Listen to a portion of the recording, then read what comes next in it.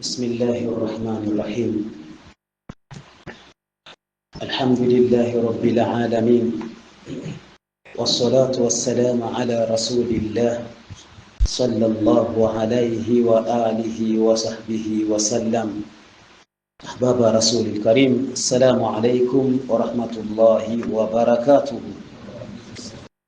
Tuanze kwa kumsifu na kumshukuru Allah tabaraka wa taala. Sala na salam zimwendee mpenzi wetu mtume wetu Muhammad sallallahu alayhi wasallam, yeye na ahali zake na sahaba zake kiram na waislamu wote watakubalisha kufuata mwenendo wake kwa wema hadi siku ya mwisho. Ya Allah, nasi tunakuomba utujalie miongoni mwa hao, Allahumma amin. Naam, ndugu zangu Waislamu, tunaendelea kwenye kitabu chetu Kitabu Siyam ambacho asili yake kimetoka katika kitabu Al-Fiqhu Al-Muyassaru fi Daw'il Kitabi was Sunna, na tulimalizia mlango wa kwanza. Leo tunaanza al-babu thani, mlango wa pili. Unwani yake fil a'dhari al-mubihati lil-fitr wa muftirati as-sa'im wa fihi mas'alatan. Mlango wetu wa pili fil a'dhari al-mubihati lil-fitri, katika nyudhuru. Unazungumzia nyudhuru ambazo zinampa mtu ruhusa ya kula mchana mwezi wa Ramadhani, hali ambazo akiwa nazo mtu anaruhusiwa kula mchana mwezi wa Ramadhani. Na jambo la pili litakalozungumzwa katika huyu mlango wa kwanza, vile vinavyoharibu swaumu ya mwenye kufunga, vinavyoharibu swaumu ya mwenye kufunga. Ndio maana Sheikh akasema wa fihi mas'alatani, tazungumzia mas'ala mbili. Al-mas'alatu al-ula, mas'ala ya mwanzo, al-a'dharu al-mubihatu lil-fitri fi Ramadan, nyudhuru ambazo humpa mtu ruhusa ya kula katika mchana wa mwezi wa Ramadhani. Hii ndio masala ya kwanza tunataka tuzungumzie.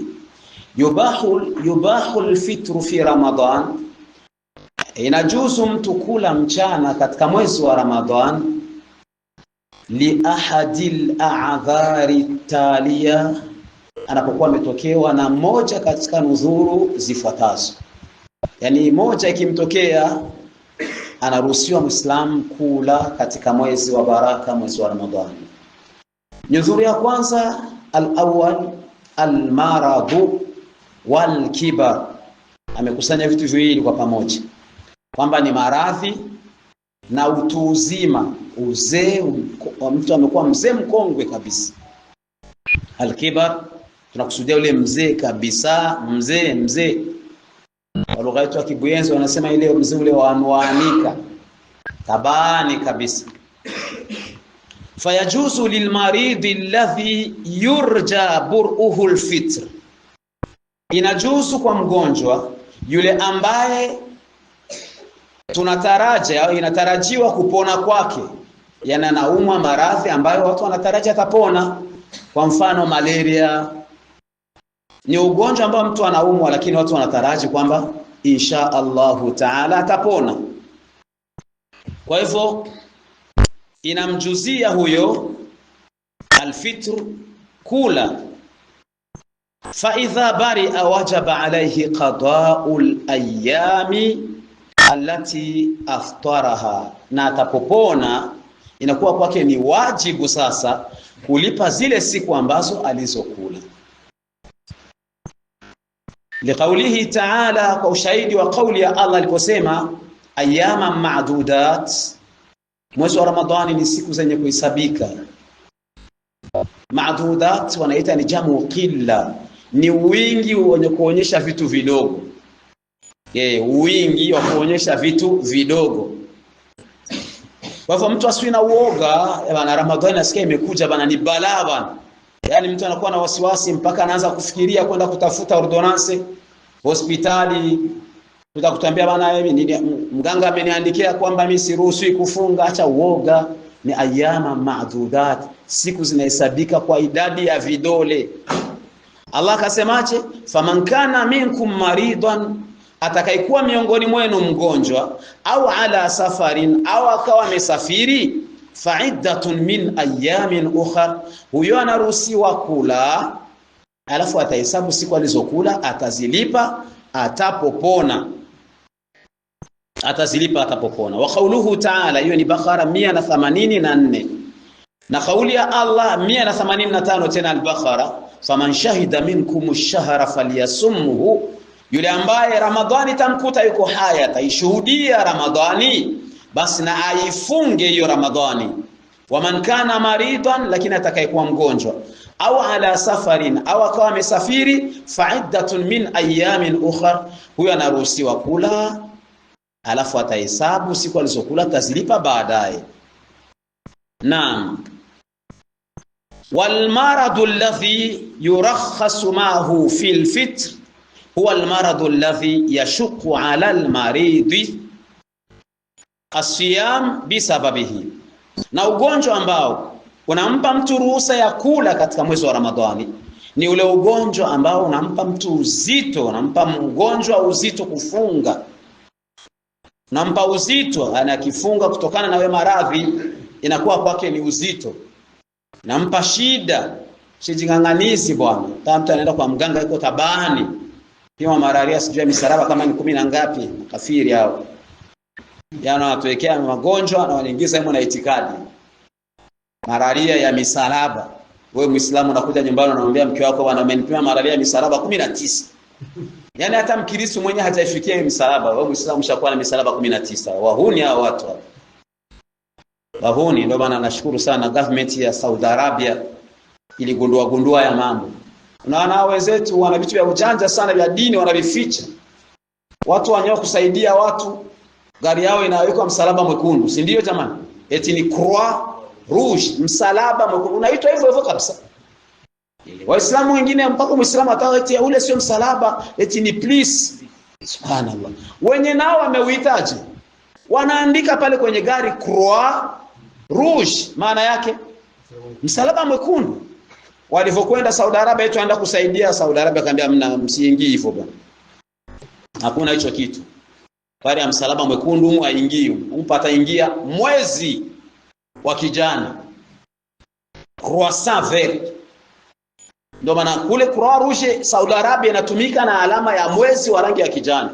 Subutu ya msalaba mwekundu. Acha sio tufike nayo huko sisi huko. Ini kule hamna hicho kitu. Naam. Kwa hivyo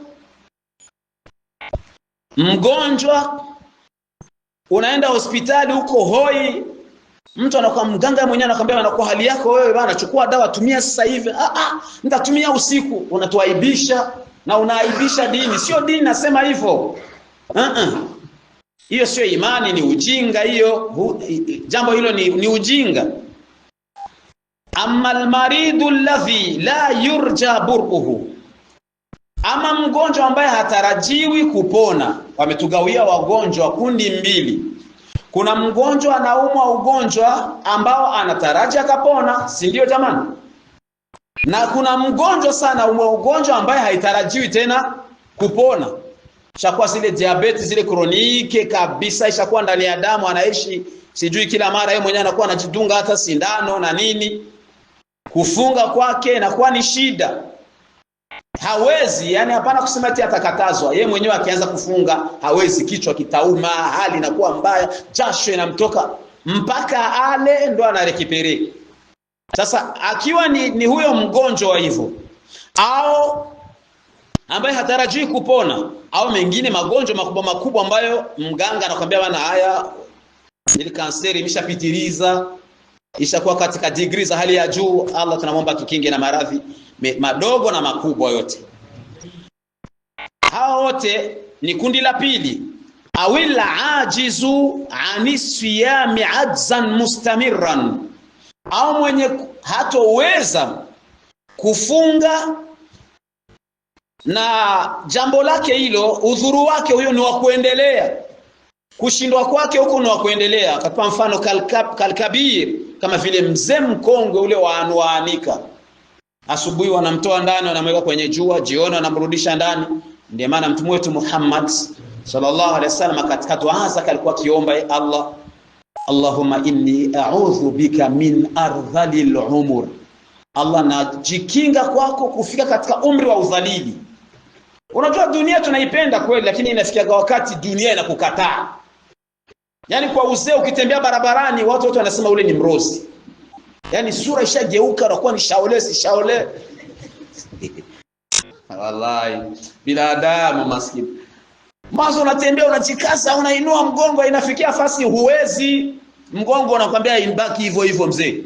Sura inageuka na utana binadamu wenzako unashtuka. Watu wanakuwa msimpi mkono ule, ni mrozi. Warakatazana. Sasa huyu ameshafikia katika hali kama vile hii, kufunga kwake inakuwa ni shida. Tena huyu ni al-ajiz ajzan mustamirra. Yani hawezi na kutoweza kwake ni kwa kuendelea. Haitofikia wakati tuseme kwamba huyu mzee hivi imefikia sasa uzee umeanza kupungua atafunga, itafikia? Au siku zinavyokwenda ndo nguvu zinafanyaje?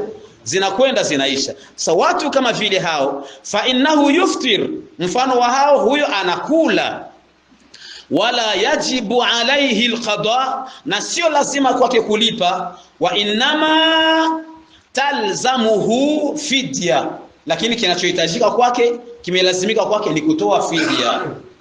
Ni kutoa fidya bi an yut'ima an kulli yawmin miskina. Huyu anakuwa analishiza kwa kila siku, anamlishiza maskini umoja. Wakati wa faida wanawazuoni ya kwamba mgonjwa wakati wa faida, tumechukua machache tu kwenye kitabu Sahihu Fiqh Sunna, hapana Fiqh Sunna, Sahihu Fiqh Sunna. Wakatuambia walil almaradu, yani nini ugonjwa?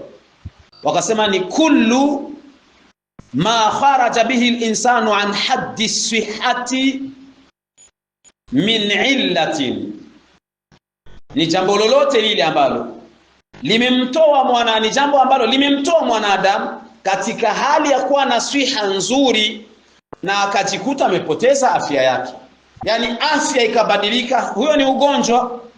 Na ndio akasema walil maridi thalathu halat, kwamba mgonjwa anazo hali tatu. Fuata vizuri hapa, pana faida iliyokuwa nzuri. Mgonjwa ana hali tatu. Hali ya kwanza, an yakuna maraduhu yasiran la yataatharu bisawmi. Anakuwa mgonjwa ni mtu, an yakuna maraduhu, hali ya kwanza ya mgonjwa ni pale ugonjwa wake unakuwa yasiran, ugonjwa mdogo tu. Ni ugonjwa kweli, lakini ugonjwa mdogo. La yataatharu bisawmi, hata akifunga hawezi kuathirika kwa chochote. Kazukam, kama vile mafua. Kuna watu wanadeka, yani mbona wanakula mafua she? Jamaa yako anakula ugali. Sikudeka huko na uroho. Mafua unafungua. Hawezi sudaa aliyasir, au kichwa kidogo tu kinauma, tena upande wao unauma, nipe maji hapo. Ndugu yangu, acha utani bwana, acha utani.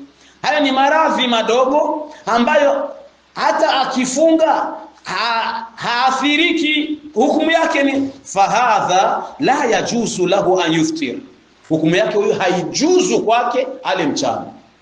Juni ugonjwa wa kawaida, kahoma tu kadogo tu mtu unakula, la yajuzu lahu an yuftir, haimjuzii kwake kula mchana. Jikaze Muislamu, jikaze. Hali ya pili ya mgonjwa,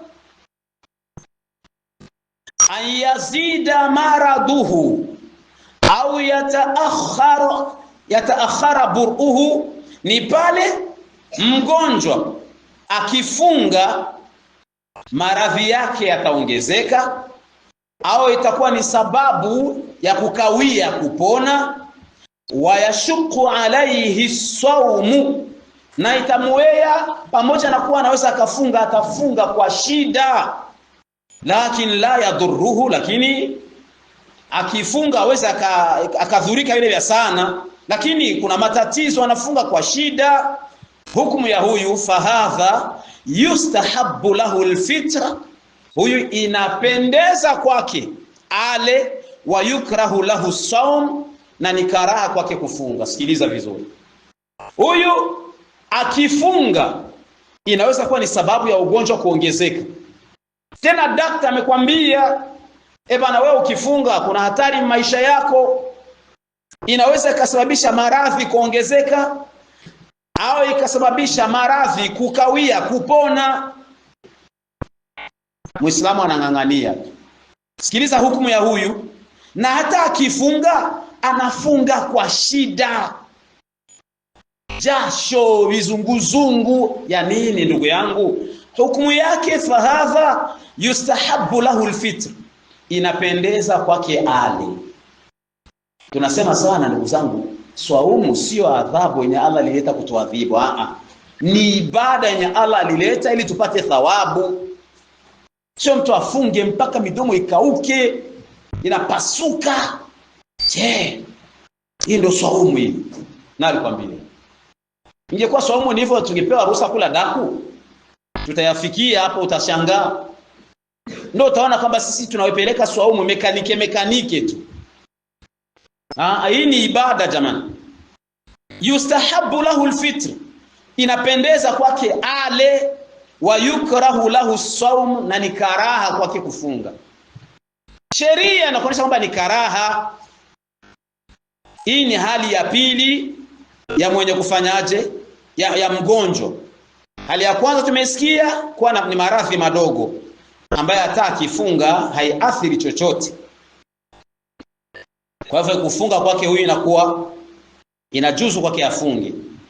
Lakini mtu wa pili ni yule ambaye akifunga maradhi yataongezeka, inaweza kuwa ni sababu ya kuchelewa kupona, na hata akifunga anafunga kwa shida, huyu inapendeza ale, na ni karaha kwake kufunga.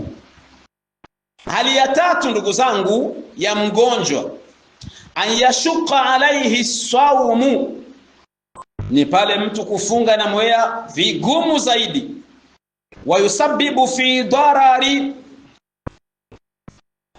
wayatasababu fi darar, na akifunga inaweza ikamsababishia akapatwa na madhara. Yani mtu anaumwa stomach mpaka mtu anaanza kutapika damu eti amefunga. Jamani, kweli wewe ndio Uislamu? Damu, mtu anatapika damu kwa mganga, daktari anampa dozi, nimefunga. Mpaka daktari Mkristo anashangaa, hii dini gani hii ya kuua watu? Huyu ndo mjinga, anatukanisha dini, na inaweza kampelekea hata mtu akafa. Na akifa katika hiyo hali, yeye na mwenye aliyejinyonga hukumu yao ni moja. Nifateni vizuri hapa. Yani mtu aking'ang'ania mpaka maradhi akasababisha akafa kwa ajili ya saumu, watu wana mjini, alikuwa mcha Mungu. Sikia hizo habari. Eti kafa kwa ajili amekataa kufungua, eti alikuwa mcha Mungu. Alikuwa kijuju huyu, mjinga, jahil. Na hukumu yake ni mbaya, huyu kajiua. Kwa kuwa Allah amesemaje katika surati Nisa aya 29, wala taqtulu anfusakum inna Allaha kana bikum rahima, msifanyi mambo ambayo yanaweza kuwa sababu mkaziua mkaziangamiza nafsi zenu. Inna Allaha kana bikum rahima, Allah kwenu ni mwenye huruma, takupeni ruhusa, kuleni, wewe using'ang'anii tu. Sasa hii hali ya tatu hukumu yake, fahadha yahrumu alayhi sawmu aslan, huyu kwake kufunga ni haramu. Yani hata akifunga badala ya kupata thawabu anapata nini? Anapata dhambi. Tazama sawa wengi miongoni mwa Waislamu, anang'ang'ania mpaka mtu naona anatembea uani anaanguka chini. Nini ati swaumu bwana, ile imenipiga chini, nimeanguka lakini nitajikaza tu. Wewe ukifa umeua nafsi, sio adhabu jamani, ni ibada. Kwa hivyo mgonjwa anajitazama katika hizi hali ngapi? Hali tatu. Magonjwa madogo, huyu anafunga. Magonjwa ambayo anaweza kumpa shida hata kama haijaonekana kwamba atadhurika, lakini inapendeza ale. Allah anataka ufanye ibada umetulia. Ramadhan ni mwezi wa ibadat, na hasa Qur'an, shahru Ramadhan alladhi unzila fihi alquran, mwezi wa Ramadhan ambaye Qur'an imeteremka ndani yake. Kwa wale waislamu hawajui kusoma Qur'an watasemaje mbele ya Allah subhanahu wa ta'ala? Jamani, muislamu ambaye hajui kusoma Qur'an na amekaa nasubiri mpaka afe hajui kufanya nini? Hajui kusoma Qur'an. Na jambo la kuumiza, hashtuki maisha, hana wasiwasi, lakini uoga wake, uoga wa kuogopa maisha. Sijui hali itakuwaje bwana, maisha yamekuwa magumu. Ana uoga wa maisha ambacho dhamana ya maisha yake kwa mkono wa nani? Riski yako Allah ameshaipanga. Uwe umesoma haukusoma, riski yako iko pale pale. Sasa ametuonyesha mfano, jamani, tungaliki tumboni miezi 9, hauna hata jina. Allah amekuhifadhi, amekupa riski miezi 9 uko tumboni. Ushafika duniani una mikono na miguu na macho na nini, unaoga na riski. Lakini mtu anauoga chenye kipo, halafu hana uoga wa akhera yake. Kwa hivyo Allah anataka ufunge uko na nguvu. Ndio maana tutasikia huko saa kula daku, utashangaa. Utashangaa kabisa. Kwa hivyo mgonjwa ajitazame katika hizi hali ya kwanza, ya pili, akifikia mwa hii hali ya tatu, acha kufunga. Acha Muislamu. Acha. Naam. Acha kufunga. Hal yuftiru as-sahihu alladhi yakhsha al-marada bisiyami? Swala limekuja hapa.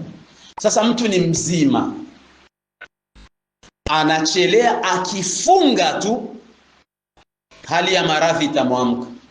Tena daktari anakuambia bwana, wewe hali yako, afya yako gisi iko, ukifunga utadhurika.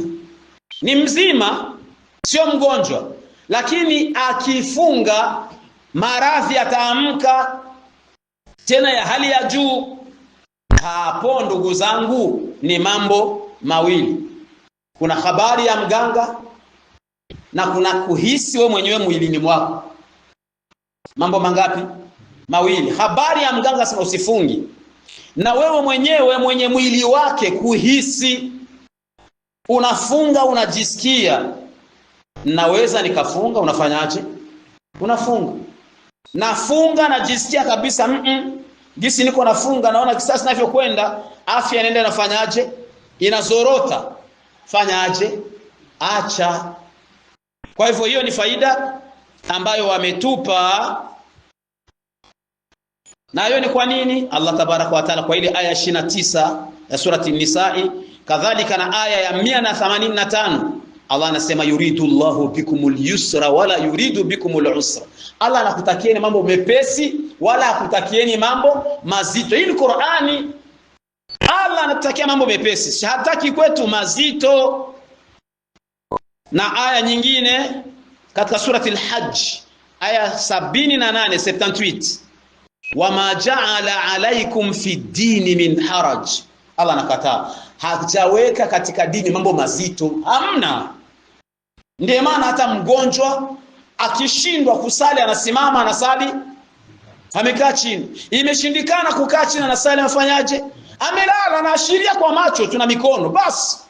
Allah hajaweka kitu kizito ndani ya dini. Nabii Muhammadun sallallahu alaihi wasallam katika hadithi ambayo amepokea Imam Bukhari na Muslim anatuambia ya kwamba idha amartukum bi amrin, nikikuamrisheni jambo, fa'atu minhu mastata'tum, litekelezeni kadiri ya uwezo, usijing'ang'anizi.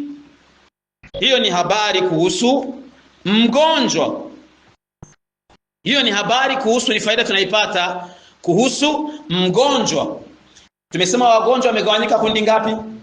2. Kuna kundi la kwanza la wale wagonjwa ambao wanataraji kupona, na kuna kundi la pili la wale wagonjwa ambao hawataraji kupona.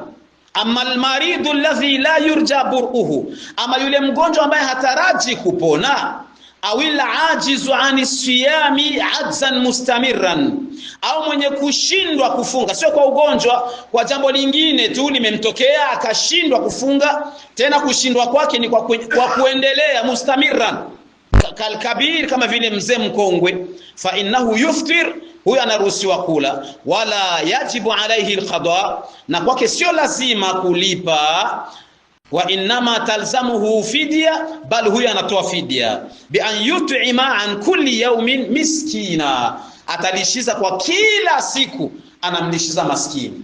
Asitangulizi kutoa fidya eti ashakuwa mzee, bana mimi najua sifungagi, mimi maradhi yangu sio ya kupona, nakula bwana, siwezi tena kufunga. Mshaabani unaanza kutoa fidya. Ni kama mwenye kufunga Mshaabani na Ramadhani haijafika. Fidya unaitoa ukimaliza kusaumu siku ya kwanza, unalishiza maskini umoja, umemaliza kusaumu. Au siku ya laidi unawakusanya maskini 30 au 29 unawalishiza. Naam, lianna Allah azza wa jalla, kwa kuwa Allah tabaraka wa taala jaala al-it'ama, amejalia jambo la kulishiza muadilan lisiyami, ndio linakwenda sambamba badala ya swaumu, hina kana takhayyiri bainahuma fi awwali ma furida siyam, kama ilivyokuwa kule mwanzoni Allah alipolazimisha watu kufunga. Ilipoteremka faradhi ya swaumu ilikuwa ni takhyir, ilikuwa ni khiari. Mwenye kutakufunga anafunga, mwenye hataki anajilia zaka, anatoa, analishiza chakula. Ingeendelea hivyo wabosi wangefunga, hawangefunga. Anaandaa chakula, anamkuta mzako amepanga meza, amechafua nini, nimeshalishiza kweli nyo. Ikafika Allah aliyafanya hayo kuwapa mazoea. Ilikuwa ni ibada nzito, ndio mwanzo. Wafunge leo, kesho anakula, anafunga kesho yake, kesho ana hivyo hivyo. Lakini baada ya wao kuzoea, Allah kateremsha aya, faman shahida minkum ash-shahra falyasumhu, ikaja kuvuta ile takhyir.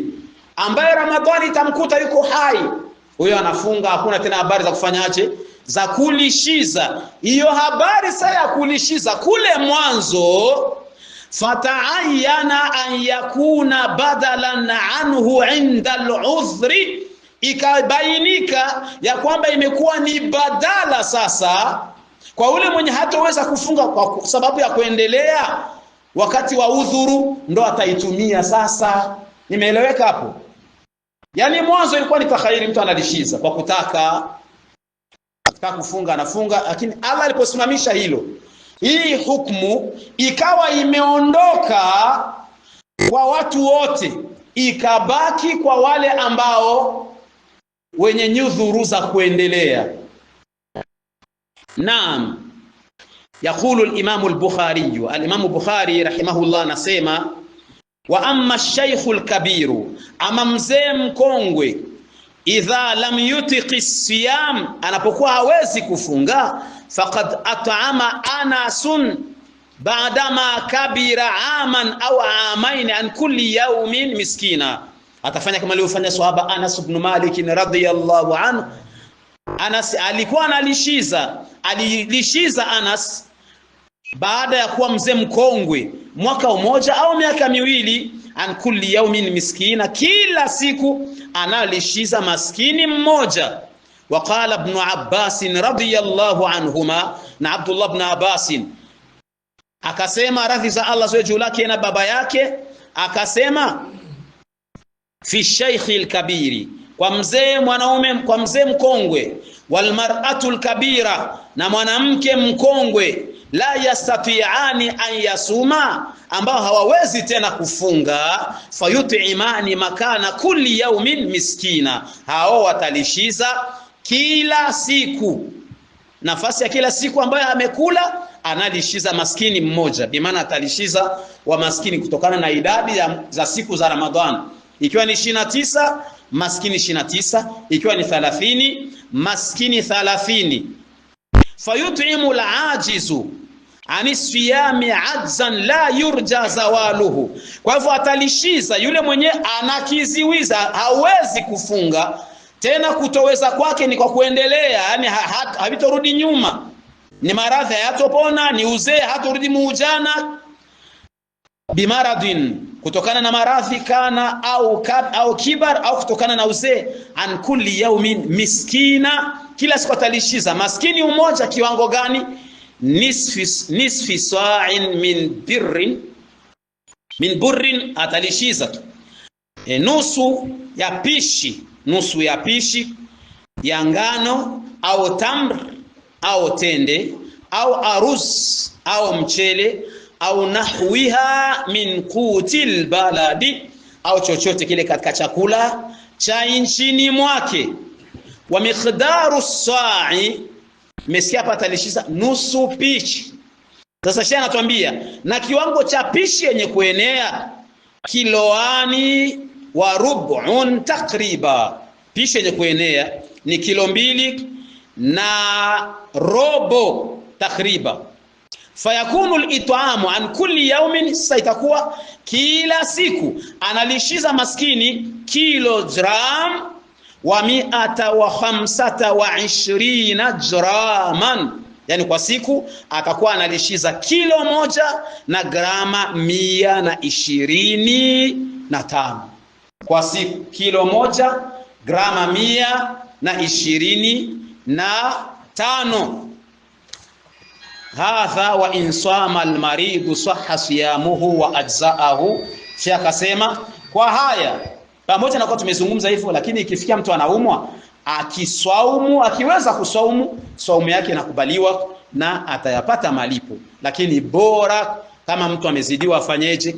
Ale na atajitizama mwenyewe katika zile hali 3. Leo tutasimamia hapa, tutaendelea kesho Allah akituwezesha tuzungumzie yule mzee mkongwe kidogo.